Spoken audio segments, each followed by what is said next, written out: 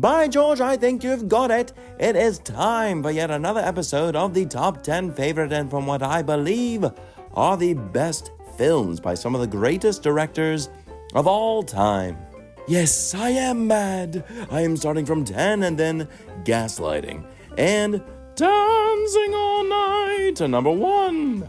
And so help me, Mrs. Prowler, that's Fowler. I have seen every film attainable of these artists, which takes a long frickin' time, let me tell you folks, but totally worth it. So every list here comes from truthful and fantastical and illustriously passionate accuracy. Yes, yes, yes! Happy Pride Month, my dear friends. It is a phenomenal one, and who do we have to discuss for this special celebratory month?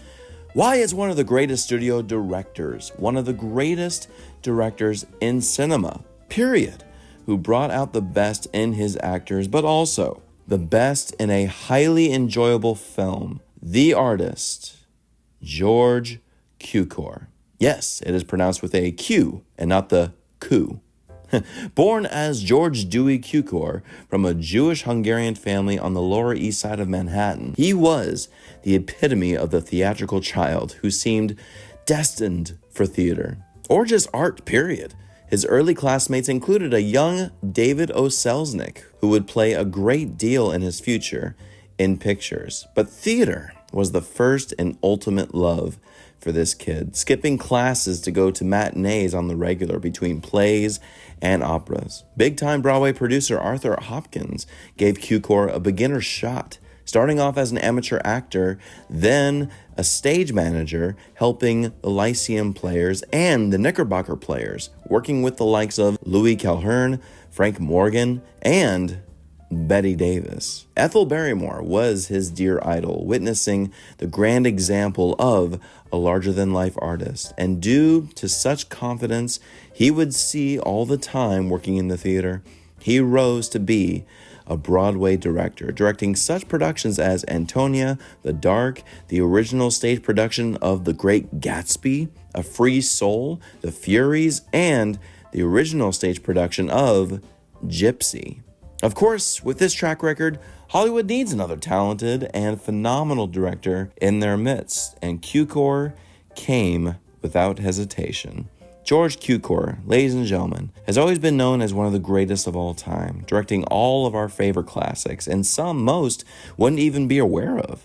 The man has accomplished the great feat of directing 20 performances in film that have all been nominated for Academy Awards, 5 of those becoming Oscar recipients, and technically directed 10 pictures to be nominated for Best Picture, 3 of which he was uncredited. The man's influence in Hollywood is among the greatest because he recognized the stories that resonated with audiences, especially with women, which gave him that iconic title, the Women's Director, challenging them to become the best that they can, showing their vulnerability, and dominating the screen that is theirs for the taking. Like so many of the great dynamic directors of the Golden Age, like Ernst Lubitsch particularly, Cukor was so significant of acting out each role just to show an option, as well as just to guide the story along. It made a lot of sense to him starting in acting, and it helped him get a hold of the story himself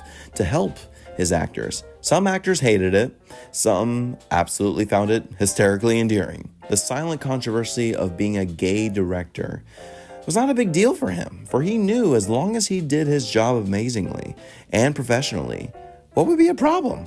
He famously would be fired from directing 2 of the biggest pictures in all of cinema, The Wizard of Oz and Gone with the Wind, reportedly due to the disagreements between he and old classmate David Zero Selznick, because the O stood for zero, nothing, even though his influence would remain a constant backdrop to the power of each film. That's how much of an amazing director he was, and it was super duper hard comprising his top 10 best right here, folks, because his catalog of films is unbelievable. And when you think of all directors who had powered through the studio system, becoming the highest paid studio director at one point, you recognize a silent underdog hero for the gay community and an inspiration for storytellers all around the world.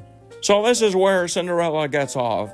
Let's go, you 6 white mice, and talk about the top 10 best films of the great and theatrical women's director, but really the actor's director, George Cukor.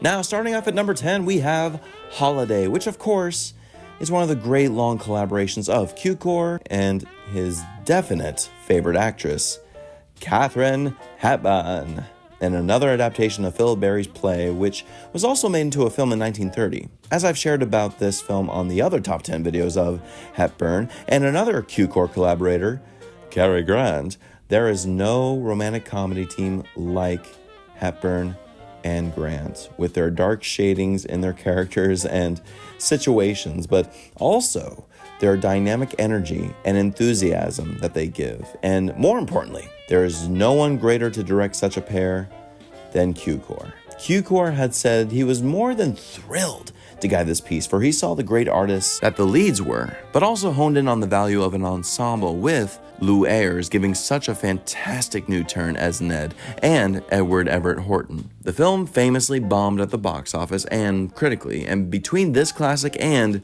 Bringing Up Baby, Hepburn would be known as box office poison that clearly made Columbia head Harry Cohn oh so happy. However, it did come out with an Oscar nomination for Best Art Direction, and today, Holiday is known certainly by many critics and audiences alike as one of Cukor's best, for he understood the power of film and how a story could be opened up for the big screen. I mean, the acrobatic sequences with Grant and Hepburn are just as memorable and timeless. Number 9, Adam's Rib.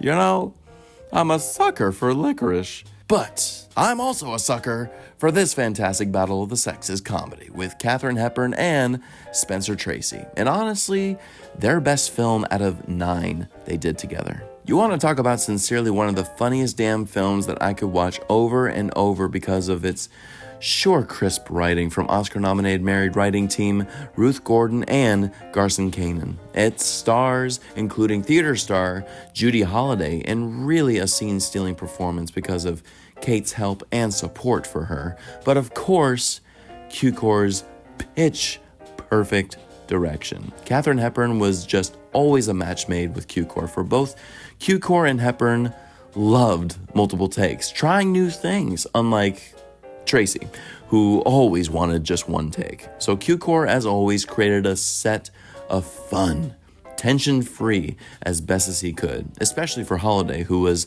trembling working with Hepburn, but also basically screen testing herself for the film version of Born Yesterday. I wonder who would direct that one. The gags in this are so smart, which, yes, we have the genius writing to thank for that, but also they wouldn't land so well without the director catching the eye of the jokes and the value of the storytelling. Cukor's flair in this picture literally makes people bust not only Adam's rib, but their own ribs.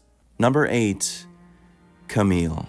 Yes, indeed, the passionate tearjerker of the 1930s, or one of the massive amounts of tearjerkers of the 30s alone. We have the first collaboration between Cukor and star Greta Garbo, out of 2 they did together. It is a sensitive tale based on Alexandre Dumas' book and play. Garbo, in an Oscar-nominated performance, plays Marguerite, a courtesan in the gay half-world of Paris, who catches the eye of Armand, played well by Robert Taylor, thinking and mistaking him for the Baron, and they absolutely fall head over heels in love with each other.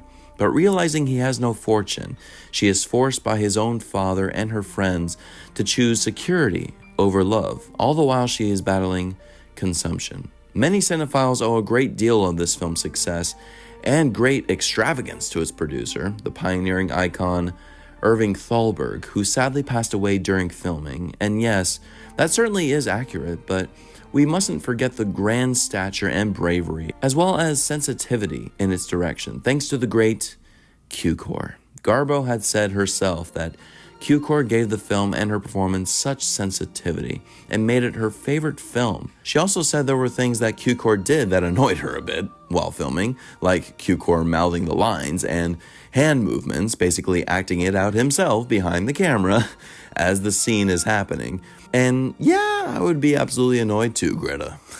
She told him to stop, and it was fine ever since then. You can absolutely sense the chemistry between Garbo and Taylor, mainly because of how much attention to detail Cukor gave them. And by the time we get to that famous and passionate ending, major spoiler alert, we are in pieces. I know at least I am. The way Cukor sets up that shot is so heart-wrenching, with Taylor and Garbo in each other's arms, both looking out to the future.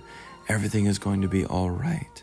And then Taylor moves his head and Garbo's head falls back. And we see Taylor crumble and that slow zoom on Garbo's face. And just like that, the film is over. God, it gets me every time. It's so damn powerful. And imagine how audiences felt experiencing this in the theater. Just look at Miss Farrell and Daddy Warbucks from John Huston's Annie. I'm so glad they chose to end the film that way rather than the previous drafts of Garbo dying in bed.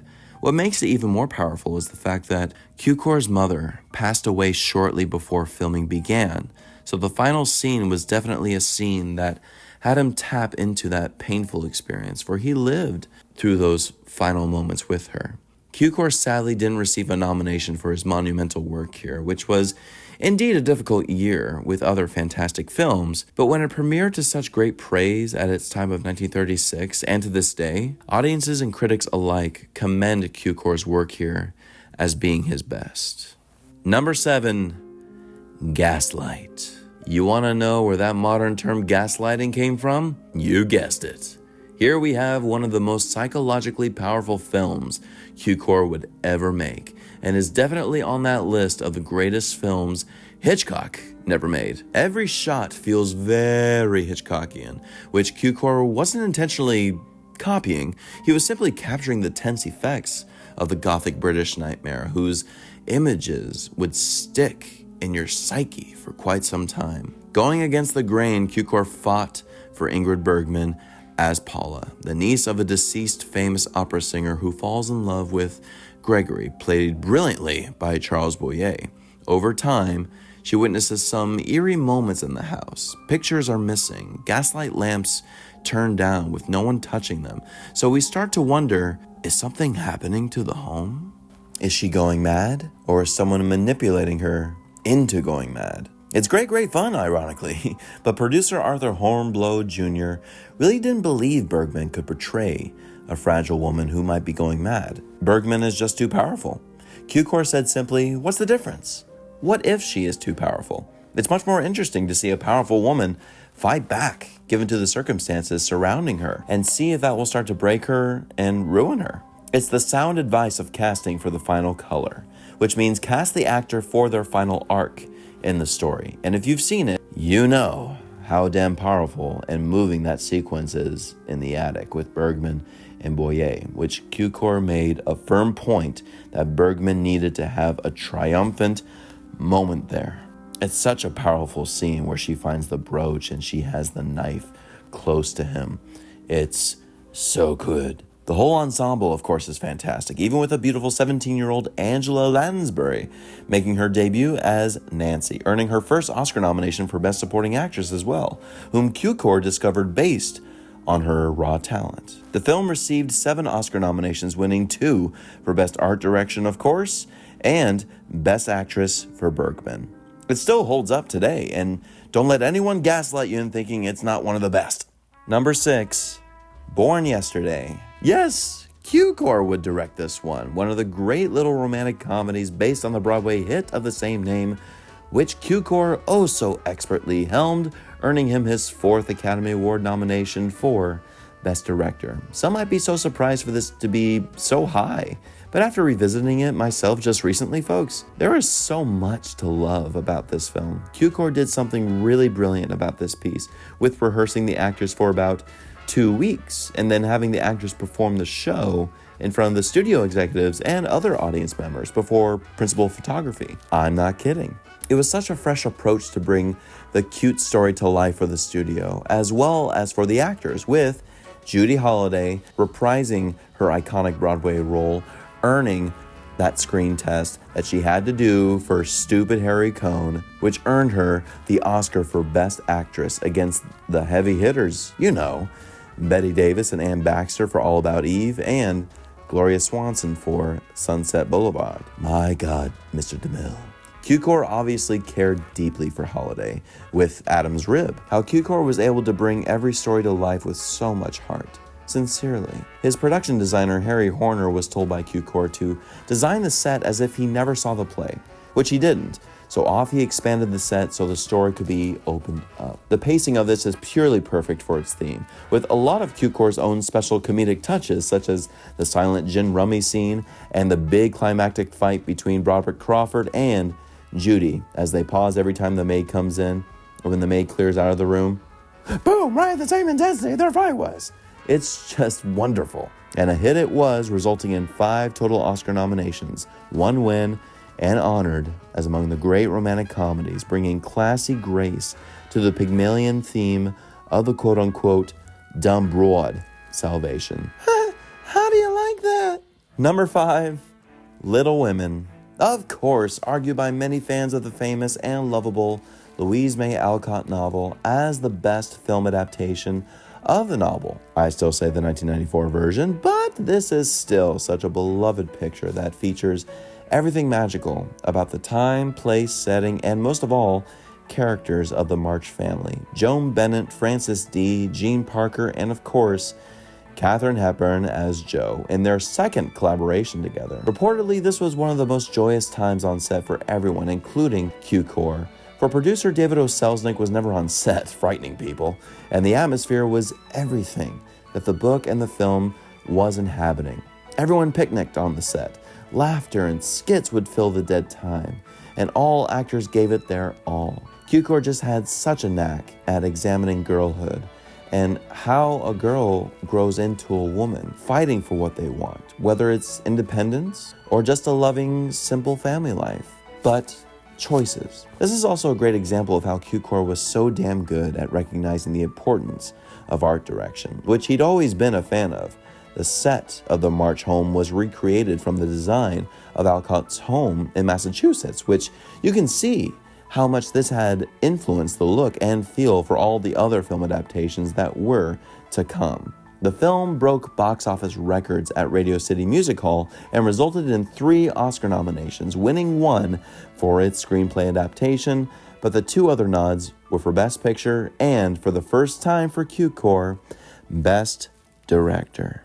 Number 4, My Fair Lady. Oh, by George, you got it again. The classic Oscar-winning film of the Broadway smash, earning 8 of them gold statuettes, including and especially George Cukor's only Oscar win for Best Director. Some of you may argue this should be much higher, and while I can understand since it is his only Oscar win, it has also been argued by many critics and artists alike that his win was very much one of those long overdue career wins, which I ultimately agree with. Let's be frank, folks. The film is not necessarily amazing, but also, let's be honest, it is highly, highly, highly enjoyable and shot magnificently. This other Pygmalion story, literally, was not on George Cukor's must-make list. Cukor said himself he wasn't a director of musicals, so he approached this classic as making a play with music, which is very smart because you never want the story to disappear in the mix of beautiful songs such as I could have danced all night, I've grown accustomed to her face, and so much more. Known as the last great studio film due to the studio system crash, this was very much a right place at the right time film for Cukor, who was doing efficiently well in his career at this time, but at the same time, not thrillingly. Because he was 64 years old, he earned his dues, and it felt right for him to helm the most expensive film shot in the US at that time, being $17 million. And sure, you can definitely see where the money went with the production design, of course, being a focus and one of the film's helpful factors. Cukor, of course, opens it up again, giving the actors freedom to play, even using a wireless mic for Rex Harrison so he could walk freely on the street set as he pleases, and then use the multicam setup to capture continuity. And each stone on the street was designed individually to give it authenticity indeed, which works beautifully. Cukor was always great with his actors, always giving them freedom and creativity to play, even though they could feel the intensity from Cukor's breath to attack it with every fiber of their being. It's one of the long overdue Oscar wins and directorial efforts that you value, for the man gave everything and literally could have danced all night. Number 3, A Star is Born. Yes, Garland Knight's one of the most heartbreaking stories, and in my humble opinion, the best film adaptation of the classic story, directed just epically and with so much soul by Cukor. Cukor was first approached to direct the original 1937 film with Janet Gaynor and Frederick March, but it was a little too similar to another great film he did, What Price? Hollywood. But when this film came back around as a vehicle for Judy Garland, he was more than delighted, especially with this being his first musical, even though he's not a musical director. But this was also his first Technicolor picture, which later transferred to CinemaScope.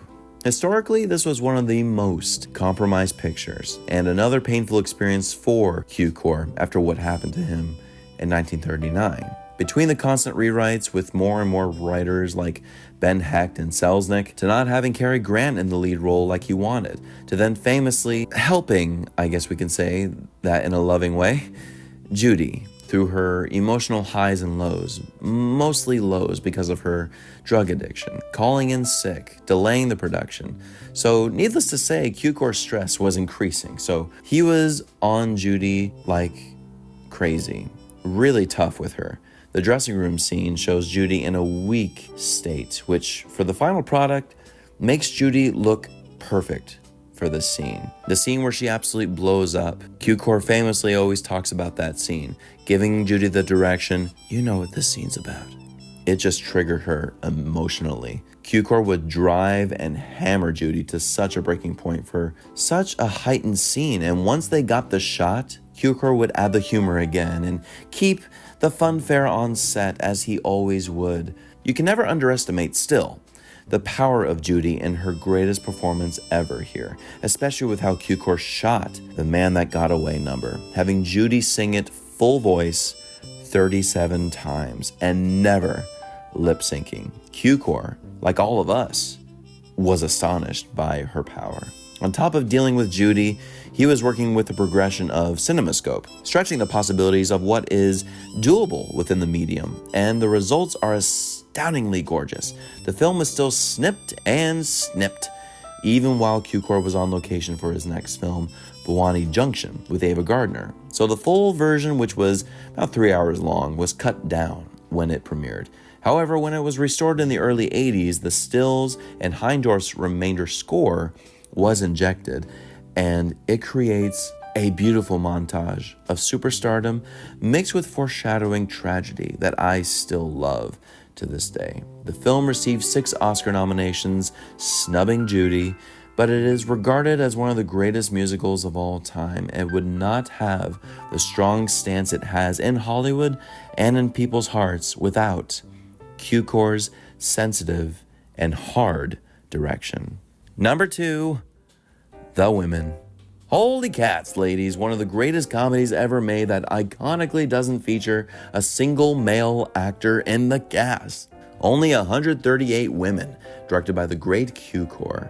How I even wish this was number 1, folks, because of how brilliant of a film and showcase this is. It's practically tied with the number 1 spot. I'll try my best not to spoil anything if you haven't seen it, but my God, put this on your list immediately and watch with all your friends, for Cukor knew how much entertainment value this film would be in the movie theater with a whole gob of people, not just women either. Based on the classic play by Clara Booth, Cukor brings the gossip, the scandalous drama, the hysteria to life of all the females involved, which have a brilliant opening title introduction with female animals over their names, centered around the rich Mary Haines, played beautifully and sensitively by Norma Shearer. Did I say it right? thank you very much, who is informed by a manicurist that her husband is cheating on her with Crystal Allen, played viciously by the tigress Joan Crawford. But famously, who is the one who basically stirred the pot of all this? That would be Mrs. Sylvia Fowler, played brilliantly by Rosalind Russell. A top 10 is coming out on her, folks, don't you worry. This film adaptation came at the perfect time for Mr. Cukor, for famously the big picture he was working on, Gone with the Wind and The Wizard of Oz, left him with such a huge blow to his confidence and slightly his career. Cukor and Selznick did work wonderfully together, and it's all the thanks in the world to Cukor for bringing so many aspiring young female actors to screen test for the role of Scarlett O'Hara, such as Shelley Winters, Paulette Goddard, Frances Dee, Lana Turner, Joan Bennett, and many more, of course. Settling on the great Vivien Leigh, Cukor felt this would be a dynamic film for him to helm, until Clark Gable started to actually break down Cukor and allegedly stormed off set one day, refusing to, quote, be directed by a fairy. Now, all of this was alleged and just rumors, which you know what happened with the rest of that story. It was devastating for Cukor, devastating. But what gave him such love and grace was the fact that Vivien Leigh would still visit him to help with her performance. And in all honesty, it shows on the screen. And even a few scenes that Cukor directed and shot still ended up in the final cut, such as the drifter Union soldier on the staircase that Scarlett shoots, which brings him down the steps. To boost his confidence, he was offered this picture, and it certainly was one of the best decisions he could make, starting with the publicity photos of he with the female stars on the MGM lot, confirming his power as the ultimate women's director.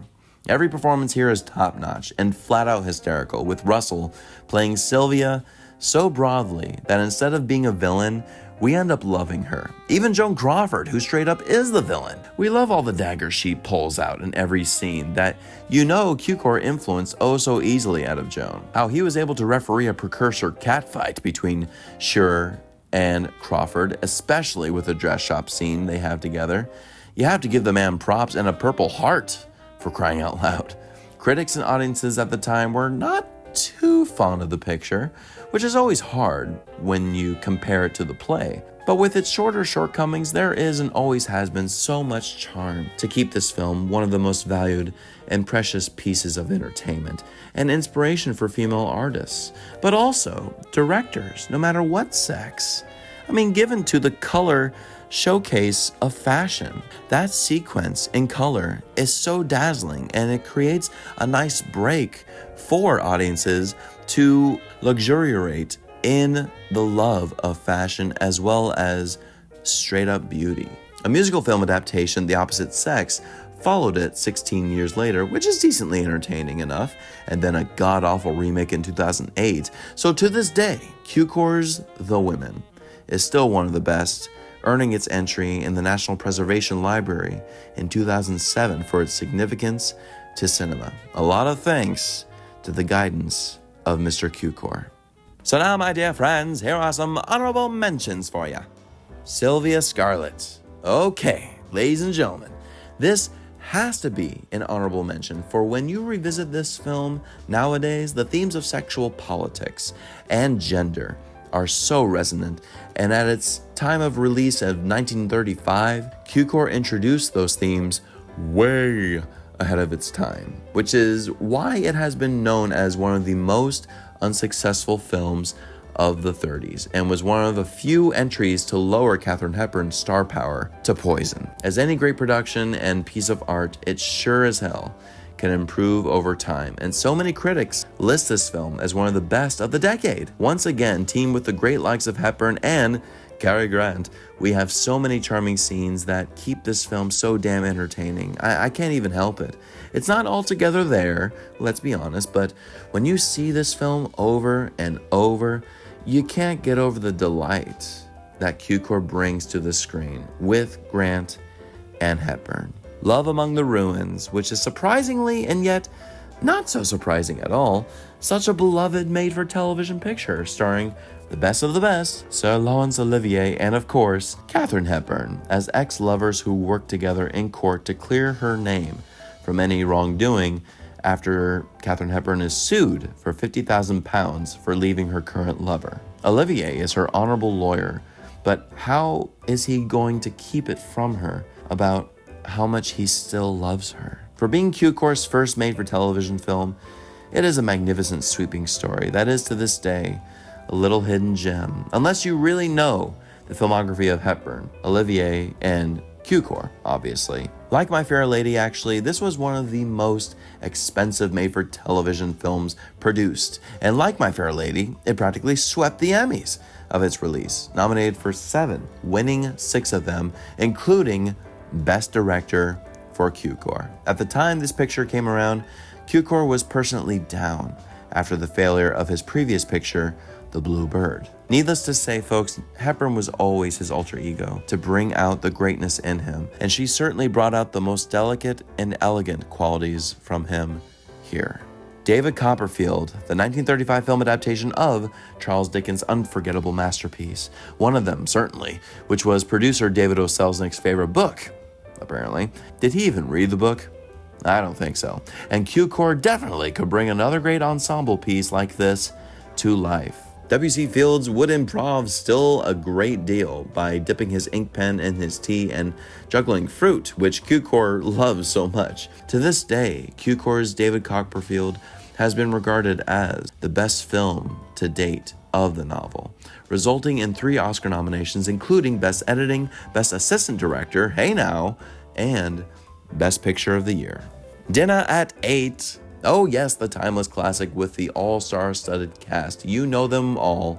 Marie Dressler, Lionel Barrymore, Wallace Beery, Jean Harlow, the standout in my opinion, Billy Burke, the other standout in my opinion, John Barrymore, and more. MGM's big all-star follow-up to Grand Hotel with some of the same stars which Cukor directs with such professionalism and smoothness. Another great example of adapting a big Broadway George Kaufman play into a film, co-adapted by Herman Mankiewicz, which, who would have known Cukor would have made this into one ginormous box office hit with shooting it in 27 days? Everybody, that's who. You know it's classic and efficient Cukor with a pace that still kicks to this day and top-notch ensemble performances that are truly dynamic.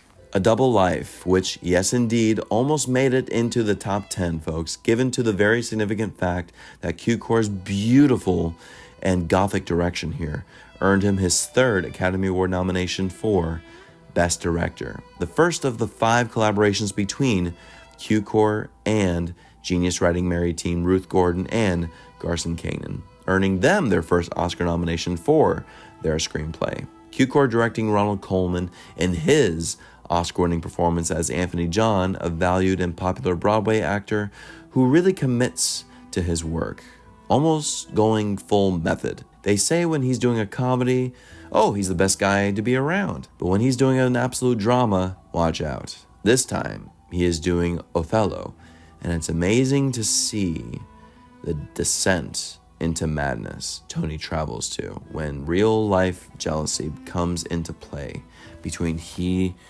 and his ex playing Desdemona.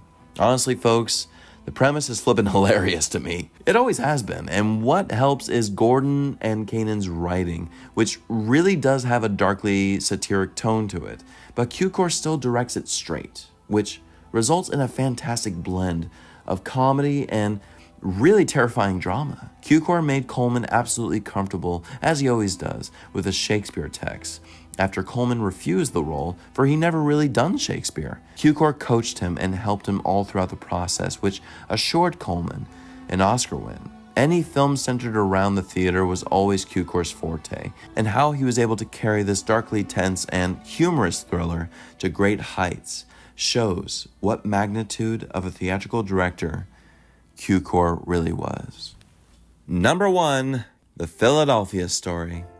I could not deny it, folks. The 1940 classic, based on the play of the same name, reprising Katharine Hepburn's fantastic performance as Tracy Lord from Broadway, is often seen as the best from the women's director. The majority of you certainly know what was at stake for this picture, since Katharine Hepburn was indeed box office poison. So off she went to do a play that Philip Barry wrote for her in order to recover. Once this play was a hit, MGM wanted a film immediately, of course, without Hepburn. If there was any director in Hollywood that could direct and guide this film to be a bona fide hit, it would have to be George Cukor, Katharine Hepburn's hero, practically. They worked too hard together to be denied, and after the failures of Holiday and Sylvia Scarlett, it was time to redeem themselves in the public and critical eye. And with a particularly catering script from Donald Ogden Stewart and two brilliant stars,